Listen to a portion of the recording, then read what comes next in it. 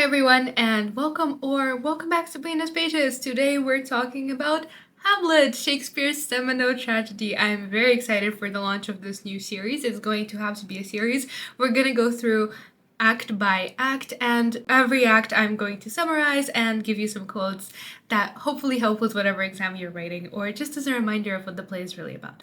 Okay, so Act 1, Scene 1. The play starts with the sentinel who asks, "Who's there?" as another enters to relieve him of his night shift. It's revealed that it is 12, and Francisco, the sentinel that's being relieved, is happy because 'tis bitter cold, and I am sick at heart. So the first line, "Who's there?" it entices the audience in the mystery. It makes us realize that things are not as they seem because the guards are nervous and the night makes them this way. Francisco is frightened when the other sentinel, Bernardo, enters, even though Bernardo has likely come from the same side that Francisco did, from within. And this is important because as a guard on a night shift, you should technically be watching out for threats, right? You should be looking on the outside to see if anybody's coming in, an intruder.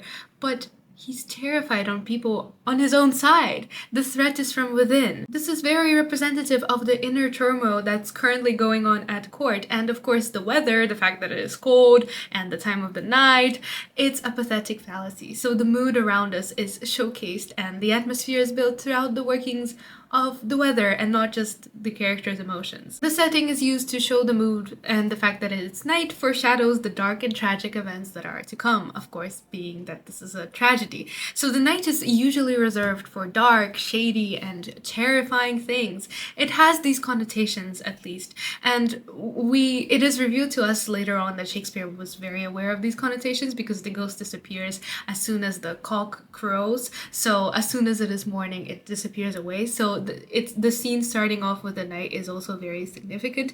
And it's also interesting to note that even though Hamlet is the Prince of Denmark and literally his name is the title of this play, this scene doesn't actually start with him. It starts with working class average people, much like probably the audience would have been for Shakespeare's time. And so this links back to the fact that the play has a lot of themes that are very universal, and so I think it adds to the relatability of the play for many. But then of course it can't go too far in its relatability because there's a fine line between what we feel for the main character of the tragedy. We need to take pleasure in his enjoyment, as a famous critic once said, but we also need to be able to feel sorry for them. So they need to be a character that we can sympathize with, but they also need to be a character that we slightly delight in their downfall. And it's important to consider how this scene could have been made effective during Shakespeare's times, because of course there was no lightning, no special effects, and I think the answer to that is in the way that the actors would have portrayed the scene. They could have spoken in hushed whispers and have a light go on here or a light go on there, or a candle to be more accurate.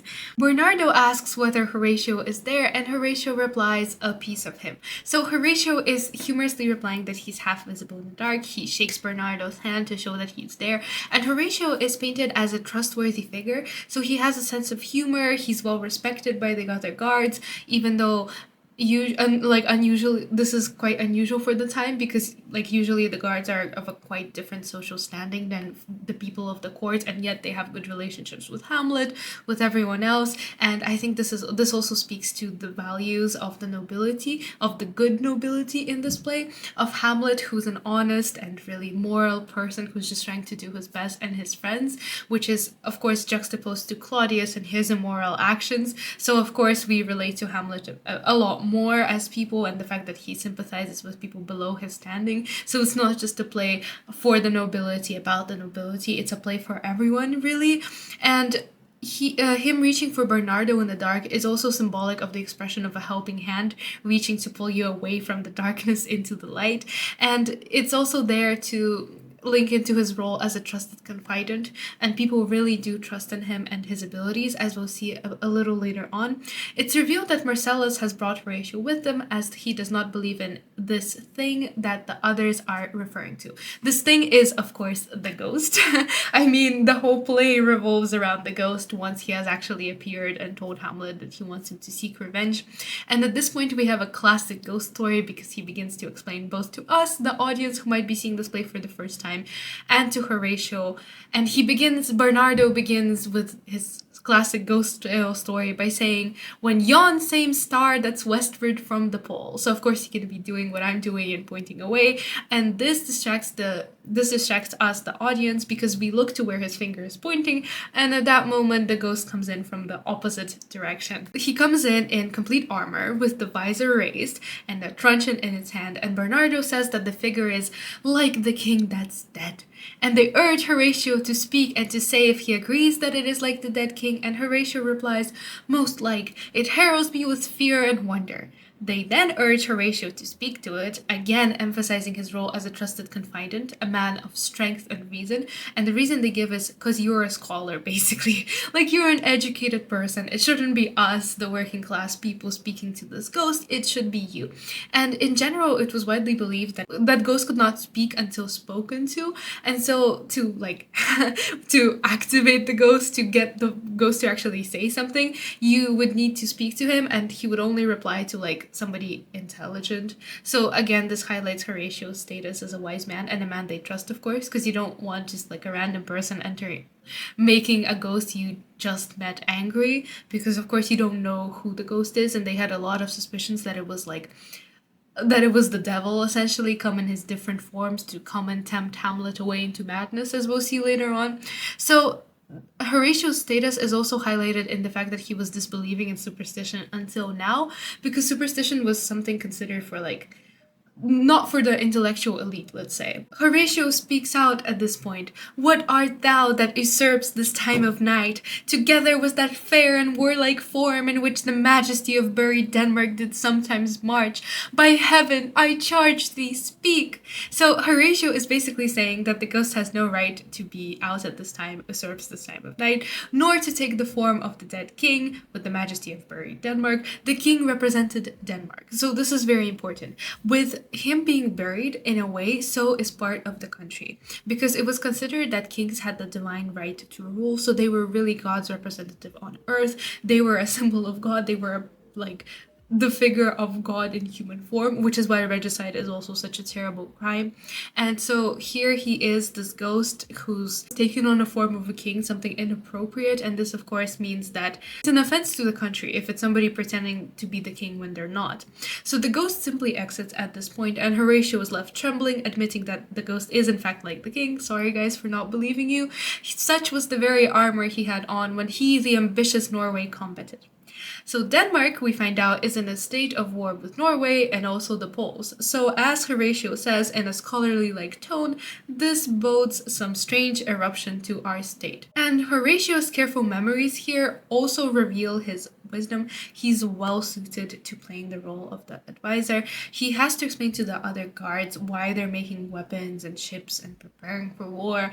And the reason is that old Fortinbras of Norway was killed by old Hamlet of Denmark, and the Danes took the land. So what is now Denmark is very much contested land. So all is not easy in the state of Denmark. It's not only the inner turmoil of the court that sets the guards at ease, it's the fact that they might be preparing for war.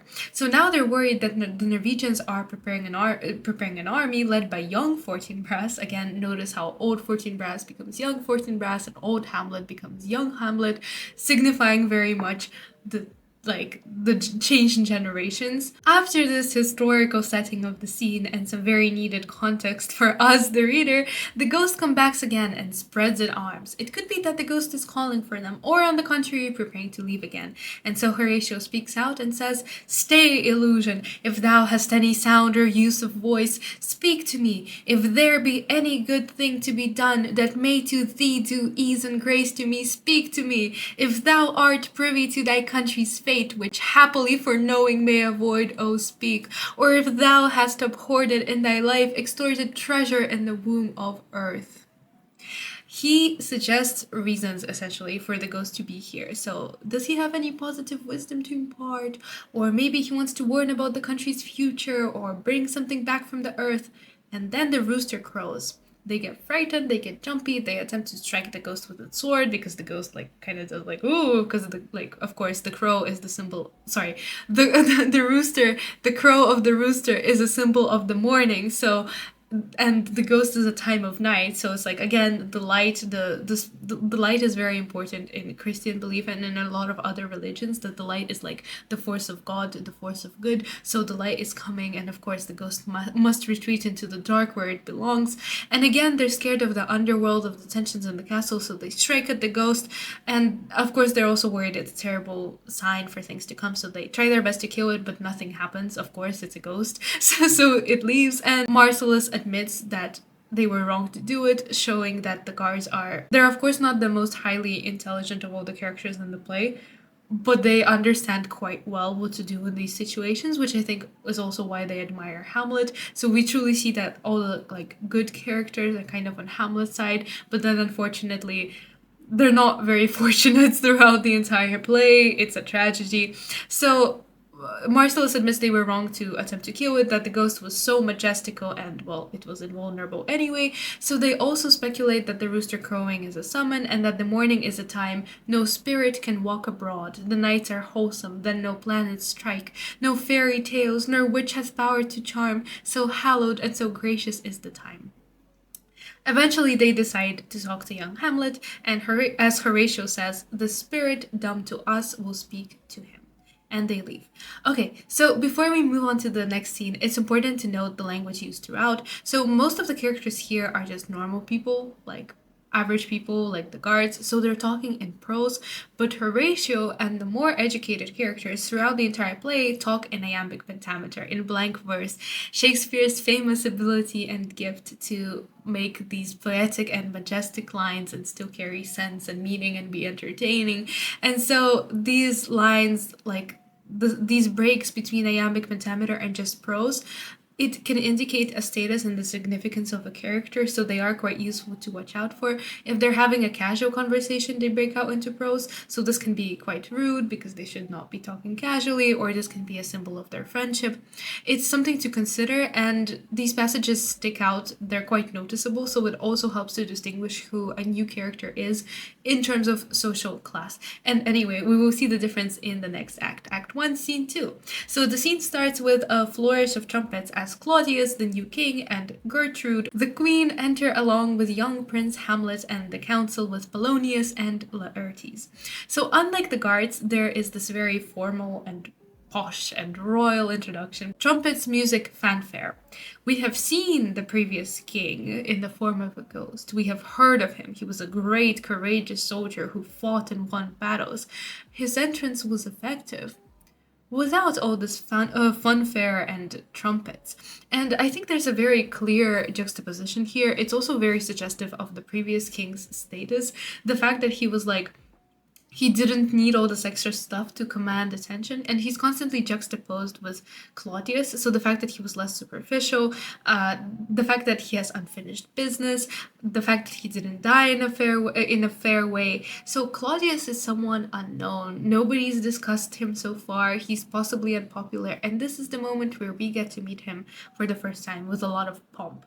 And we have a lengthy monologue as an introduction, whereas the king again didn't speak at all. So we see we see the comparison. Claudius begins with reminding us of old Hamlet. Our dear brother's death, the memory be green. And it feels like a slight, the fact that he's even the one referring to him, not as like Hamlet or anybody who genuinely seems to care about the old king.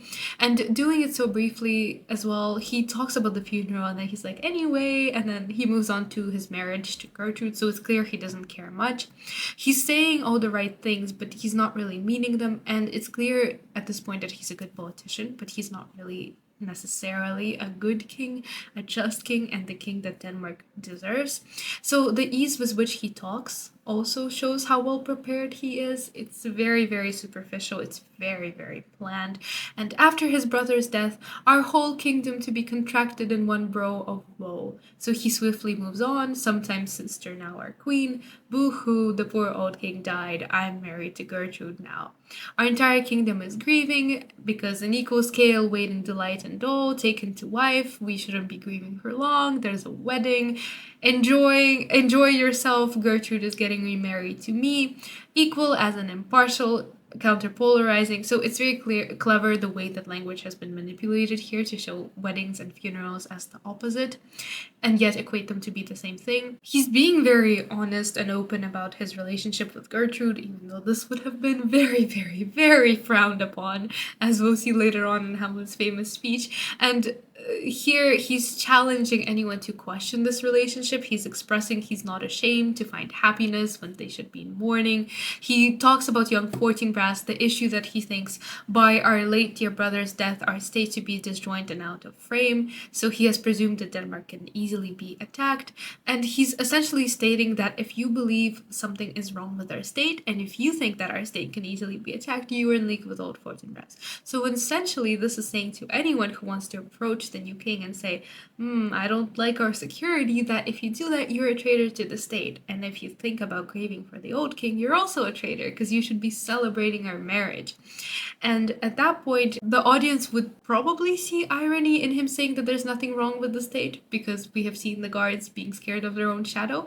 But yeah, Claudius addresses Laertes, and we see that he's actually quite warm and cordial towards him. He tells him to refer to Polonius, his father, for advice if he can leave to go to France rather than him, because like the father is the most important. And then he proceeds to do the exact same opposite thing with Hamlet. So we see that he's treating like a complete stranger better than his own stepson and his, well, frankly, his nephew, I suppose, because he's his uncle. So we also learn the role of Polonius. Claudius says, the head is not more native to the heart, the hand more instrumental to the mouse than is the throne of Denmark to thy father. Polonius is a very important advisor to Claudius. He values his advice, even if he's a bit like, Polonius, talking a bit too much, because Polonius is a strange character. And when Polonius says he has let Laertes go, Claudius says, time be thine, and thy best graces spent it at thy will. Aha, notice that approach. And then he turns to talk to Hamlet. But now my cousin Hamlet and my son. So it also seems that he should say to Hamlet, do whatever you want, but he has far more antagonism towards him. He wants to really control him, and it's clear that Hamlet feels the same way. He's not here to blame because they engage in barbs, and he replies, a little more than kin and less than kind. So this is of course a play on the word kin, meaning like relative, and kind. So essentially what he's saying is, you're not my dad. I don't want you close to me. We might be a little bit more than kin, forced into proximity, but I don't like this relationship between the two of us.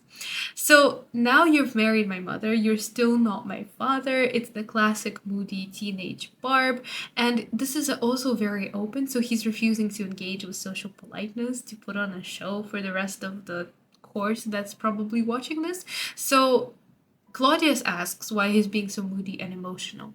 How is it that the clouds still hang on you? And Hamlet replies, not so, my lord, I am too much in the sun. Again, I am too much in the sunshine of your favor, sarcasm and irony, but also a play on the sun, like sun, and son, like my father and his son. So, in other words, Claudius, you're calling me son. How could I be unhappy? It's that kind of tone, it's that kind of like passive aggressive, open aggression thing. And essentially, he's also saying, stop calling me son. I'm not your son and I will never be your son. Gertrude, his mother, is trying to her very best to ignore this. She seems to succeed because she doesn't pay heed at all. She doesn't say anything at this point. She briefly implies that he should be nicer, but she tells him, good Hamlet, cast thy knightly color off. Stop wearing black, stop mourning, your father is dead, so don't seek for thy noble father in the dust. Thou know'st 'tis common all that lives must die, passing through nature to eternity. In other words, everyone dies, don't let your father's death consume you.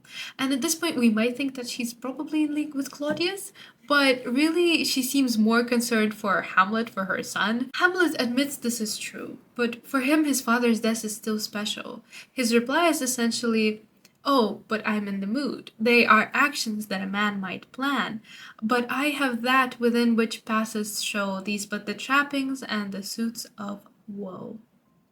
So it's an implication that you guys are all playing a role. You're happy to pretend that everything is fine, but I'm acting this way because I can and because I want to and because I feel this way. I'm genuinely mourning for my father.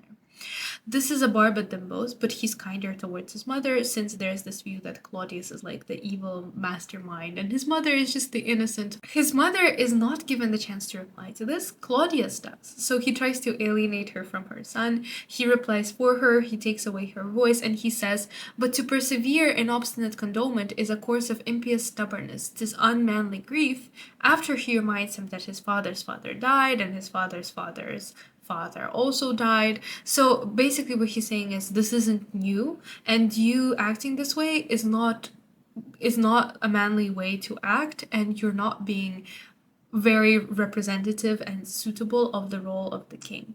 You're letting your emotions get the best of you. And there's also this phrase, in deaths of fathers. Okay, the sound effect, yeah.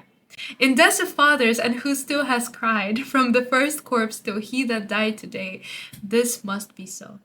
Okay, first corpse that died today. So this is actually the reference to the first corpse being that of Abel, and the reference to the story of Cain and Abel, and of Cain murdering Abel, his brother. It considered vastly the first and the worst crime. And this is a little bit of foreshadowing, and like hinting on Shakespeare's parts, because it is later revealed to us that actually Claudius has slain his brother, and Claudius is the Cain in this situation. And the irony, of course, is that Claudius is preaching that as morality when he's being immoral, and he reminds him that you are the most immediate to our throne, and with no less nobility of love. So this again alerts us to the superficiality of Claudius. All he's thinking about is the throne. He's saying this as well so that people will hear, like, oh, of course, we love you, Hamlet. This is all for your benefit. And even though Claudius plans to remain in power, he's essentially presenting himself as, oh, I'm just temporary. This here, Hamlet, is the true heir to the throne. And there's no love lost between them, but still Claudius puts on this performance, and he tells Hamlet that he can't go back to school in Wittenberg. Okay, so school in Wittenberg is essentially Hamlet's university. We have to remember that Hamlet is just a university student. I mean, honestly, he's grieving for his father, he's upset on his mother. It falls on his shoulders that he has to bear the weight of revenge and avenge his dead father. I mean, in another world, he could have just been happy. He could have lived his life, been a student, enjoyed his youth, but not here. And the fact that he can't go back to university shows that he's stuck here. He's been forced to. And Claudius, the reason that Claudius doesn't want him to leave is because he's scared he'll unite with young Fortinbras of Norway and lead a rebellion, or that he'll be gone and like lead a rebellion and a plot and find people to help him overthrow him. It's a method of control. But Gertrude also asks Hamlet to stay, and we know her reasons are more maternal and like caring, in that she says like, oh, I just want my son nearby.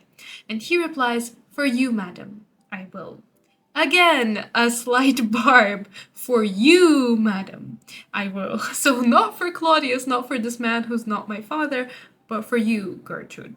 Claudius, of course, notices, pretends he doesn't, and he tells Gertrude to come along, leaving Hamlet alone. Okay, Hamlet's soliloquy before his friends join him is a fascinating insight into his instability and emotional hanging upon the edge. He wishes it was not a crime to commit suicide so that he could just leave this world because the situation is that bad.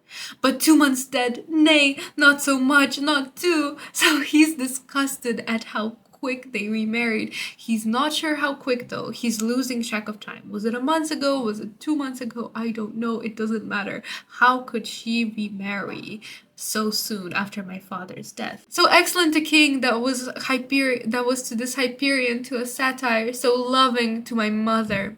My father was an excellent king, like a god. Whereas Claudius is a satire, a half-man, half-goat, a drunken, unserious, insincere man. Satires were the companions of Bacchus, so there would have been drunken debauchery involved. And much like that, Hamlet views this wedding after his father's funeral as a drunken debauchery. He talks about Gertrude's relationship to old Hamlet, how she hung on him as if increase of appetite had grown, and his father have actually treated Gertrude well, unlike Claudius, who we have seen how he drags her along and doesn't allow her to speak. That's not very like very good treatment towards a wife and a woman you supposedly love. I can't help but wonder whether all of this is a show. I mean, if Claudius can kill his brother, I don't think it's beyond him to claim that he loves Gertrude when he doesn't. And for Gertrude's part, I'm wondering if she's a very much misunderstood character, in that perhaps she just loved old Hamlet so much that his death came as something she couldn't bear, and Claudius used that opportunity to emotionally manipulate her, and now she doesn't know what to do. Hamlet doesn't see this as such. He does believe that Claudius may have taken advantage, but he also thinks it's Gertrude's fault because he says, Frailty, thy name is woman. So he views women as frail because of how quickly she has succumbed. He compares her to Niobe. So in Greek mythology, Niobe is the personification of bereavement because after slighting Leto, Artemis and Apollo killed all of Niobe's children, leaving her to grieve forever. Even she. So Hamlet is saying, even my grieving mother is moving on, yet I can't. These words, even she, are in the soliloquy for metrical reasons. They're an emphasis on Hamlet's emotion. There's repetition. Even she. Why she? It shows how obsessed he is with the entire situation. He's driven to constantly and constantly think about it. It's also in this speech that he reveals that she has married my father's brother, and then rushes to say that his father's brother isn't at all like his father, no more than he, Hamlet, is Hercules. So there's a lot of allusions to like mythology and classical tales here, and he feels extremely resentful that within a month, again, notice the uncertainty of time for Hamlet. He's so preoccupied with his emotion, with brooding, that he doesn't know when exactly his mother remarried. Doesn't matter for him, it's just too soon. And he says, "O most wicked speed, to post with such dexterity to incestuous sheets, it is not, nor it cannot come to good, but break my heart, for I must hold my tongue." Incestuous because a marriage to a deceased husband's brother is, I mean, it goes against the teachings of the church, it goes against the values of the time. And this is also quite a memorable phrase because of the sibilants. The actor can physically, practically spit out this line with emotion. He must hold his tongue and not say anything. So this is alluding to how he's holding his tongue merely not only to cause, like, not cause trouble, but also to pent up his emotions, which is why he's also suffering all this inner turmoil. And at that point, he cannot even properly grieve and move on because everyone's urging him to do so without actually understanding what he's feeling. And on this emotional note, Horatio, Marcellus, and Bernardo from the first act enter for Act 1, Scene 3. Laertes is overjoyed that he's finally setting sail to France, and he says goodbye to Ophelia, but warns her to not be too affectionate with Hamlet, who he views as a broody and unserious man. And I mean, to be honest, this part is true. His allegiance lies lies for the state. So, well, ultimately, Ophelia can be nothing more than entertainment. If his parents say get a political match, he's gonna get a political match. Ophelia is unimportant. He doesn't have her interests, he has the interests of the country. He advises her to mind her reputation, to stay away from him, and to think of her virginity, because her honor is bound to it. She should stay away from the danger of desire. So Ophelia says she will listen, but the details of their relationship are purposefully kept quite ambiguous, so we don't know how long this has been going on for, how long she has been interested in Hamlet, how long Hamlet has been interested in her. And she urges him to listen to his own advice too, though, which highlights how their relationship is very close, because, like, for a girl to say that to a man would have been, like, quite scandalous, so you couldn't just say that to anyone. But she's saying essentially to Laertes, don't be the priest that preaches and doesn't follow through on his preaching. So don't tell me to mind my affections when you yourself don't. So, like, be careful, don't just go around breaking girls' hearts. Polonius then enters to talk to Laertes and to give him advice. He says to never let anyone get too close, to have his friends prove their trust, to stay out of arguments, to never borrow or lend money, it's unnecessary, and above all, to thine own self be true. Which, to be honest, is pretty solid advice, and we can see that with his children he's knowledgeable and confident. But with Claudius, he's very submissive, and he agrees with everything. And I think while this doesn't speak for much of a backbone, it does show a certain level of wise judgment. For a man like Claudius, it's important to have somebody like that, and I think Polonius is aware of that. He goes with the flow, which is why he still has his job. And his head, frankly.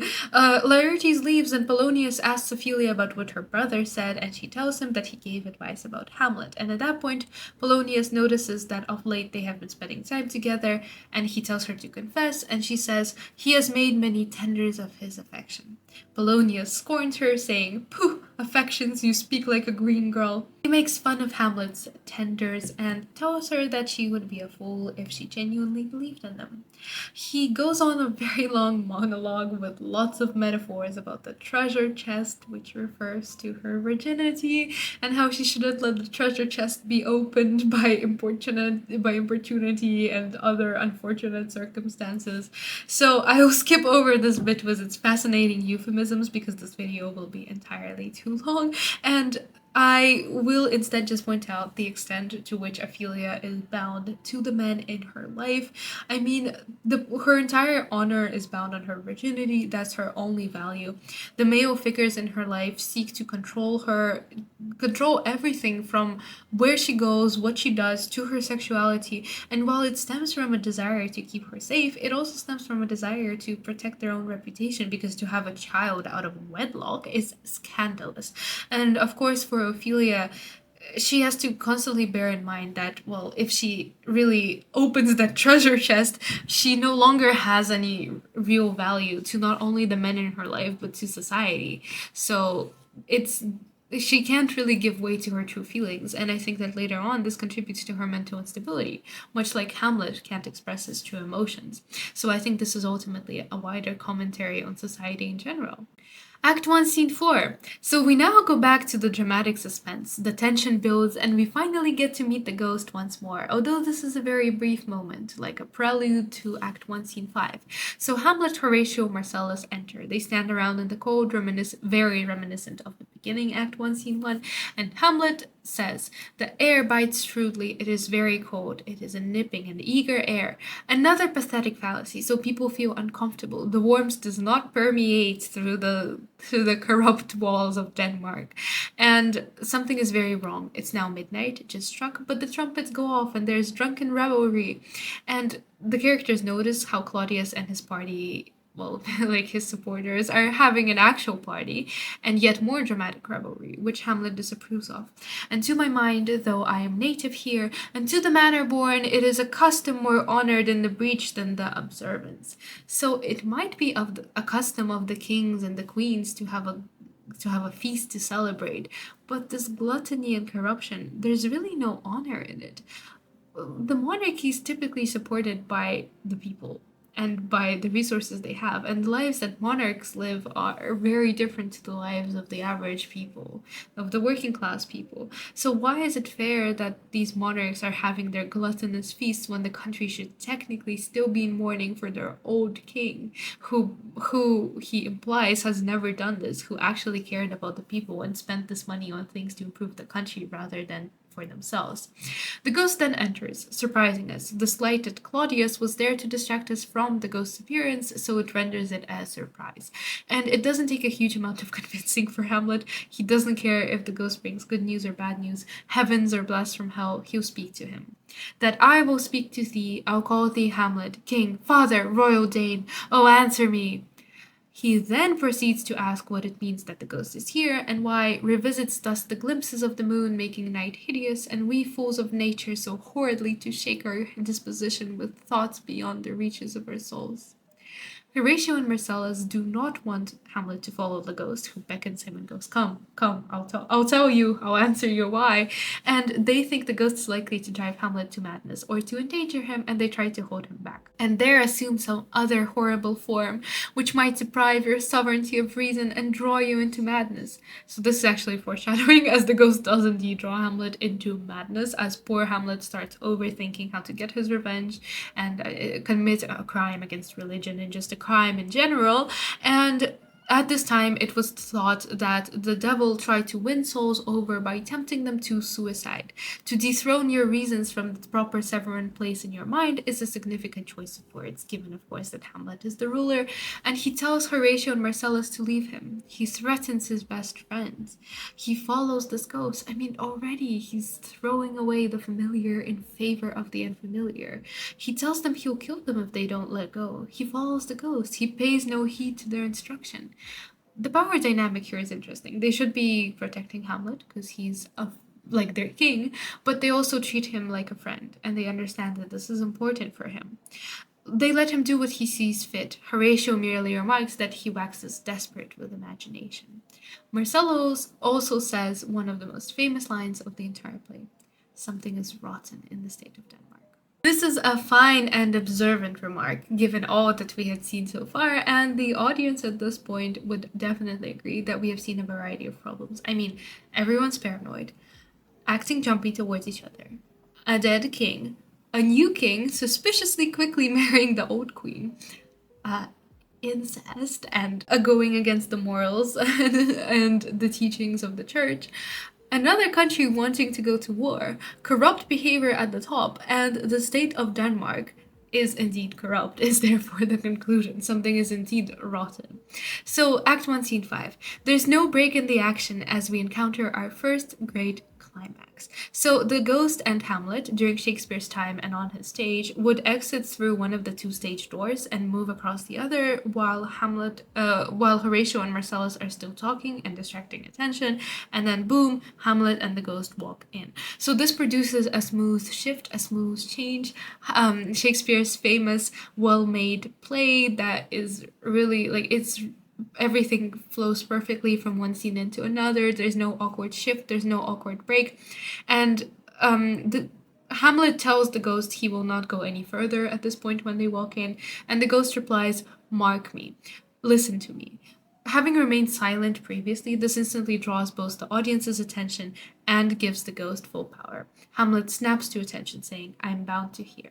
And the ghost replies with, "So art thou to revenge when thou shalt hear."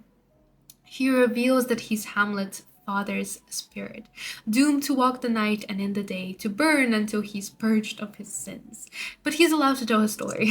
So yeah, the story, he says, will shock Hamlet, would harrow up thy soul, freeze thy young blood, shock him so his eyes widen, make thy two eyes like stars start from their spheres, and have his hair stand on end like quills upon the fretful porcupine. So Hamlet, revenge his foul and most unnatural murder, if you ever loved your father. So this murder most foul as in the best it is, but this most foul, strange, and unnatural.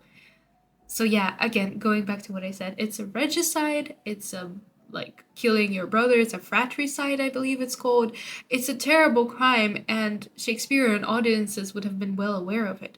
Haste, haste me to know it, that I, with wings as swift as meditation or the thoughts of love, may sweep to my revenge, is Hamlet's response. So he's saying that he'll rush to avenge his father, but this is actually a form of proleptic irony because we realize that he was not swift and he missed many opportunities to enact revenge. He tends to overthink his decisions a lot throughout the play, and the ghost finds this apt, and this reassurance apt, even though he should technically know better since it's his son, but never mind that. He begins to explain that there was a fat weed, a plant never seen before, perhaps that has roots on the borders of Lethe, the river of forgetfulness.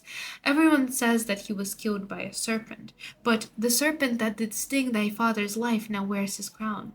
In other words, the snake is your uncle, that incestuous, that adulterate beast, with witchcraft of his wit, with traitorous gifts, O wicked wit, and gifts that have the power so to seduce, won to his shameful lust the will of my most seeming virtuous queen. Your uncle is not a human, and he used his devilish powers to seduce your mother, who you thought was so virtuous, and now lust will sate itself in a celestial bed and prey on garbage.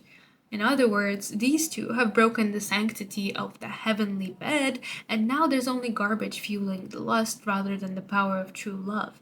He was sleeping in the orchard, and the uncle, in the porches of my ears, did pour the leprous distilment whose effect holds such an enmity with blood of man. He was sleeping. He was defenseless. He describes the vile consequences of this poison. This is how his blood curdled like milk, how it coursed through the blood. It was horrible, oh horrible, most horrible. The aim, of course, is to get Hamlet angry and furious and fired up and thirsting for revenge. To provoke him further, he says, "Let not the royal bed of Denmark be a couch for luxury and damned incest." Something Hamlet was already furious about if we go back to the previous scenes. However, he does say to taint not thy mind, nor let thy soul contrive against thy mother aught. Leave her to heaven and to those thorns that in her bosom lodge to prick and sting her. Don't seek revenge for your mother. Let her own consciousness kill her. Let her own conscience kill her. Hamlet is very emotional and reacts to the speech by saying, yes, yes, by heaven. Oh, most pernicious woman! Oh, villain, villain, smiling, damned villain! My table, my tables, meet it as I set it down. Tables, as in tablets on which things could be inscribed or erased. He swears to get revenge as he writes down, and he writes down to the word, it is adieu, adieu, remember me, I have sworn. Okay, so the tables thing is also just like a reference that we saw in Dracula. His friends come back.